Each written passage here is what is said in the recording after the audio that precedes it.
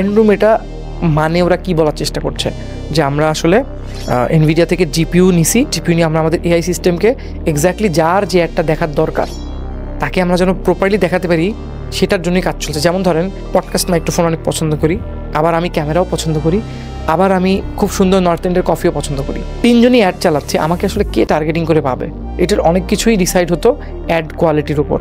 অ্যাডের একটা স্কোর দিত ওরা ক্রিয়েটিভের উপর দেখে, হুকের উপর ডিপেন্ড করে, এটা এআই দিয়ে বানানো কি না, অনেক কিছু দেখে ওরা ব্যাক এন্ডে যে ওকে আসলে এটা রেডি দেখানোর দরকার। তো এটা ওরা অটোমেটেড করার চেষ্টা করছে।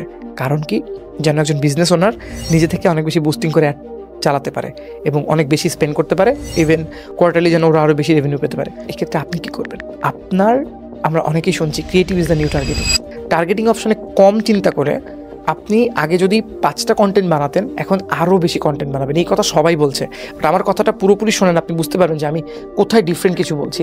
সো আমরা এখন কী করছি, আমরা প্রত্যেকটা ফাউন্ডারকে বলছি, ভাই আপনার যদি আগে 100 টাকা বাজেট থাকতো ফেসবুকের, এখন আপনি 80 টাকা রাখেন, 20 টাকা এক্সট্রা আপনার কন্টেন্টের বাজেটে দেন, আপনি আমাকে 20টা হুক বানায় দেন।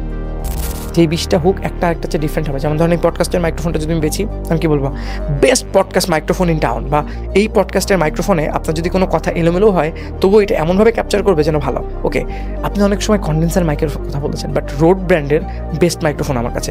সো বিভিন্ন হুক দিয়ে 3 সেকেন্ডের মধ্যে আমি একজনের আকর্ষণ ধরার চেষ্টা করছি।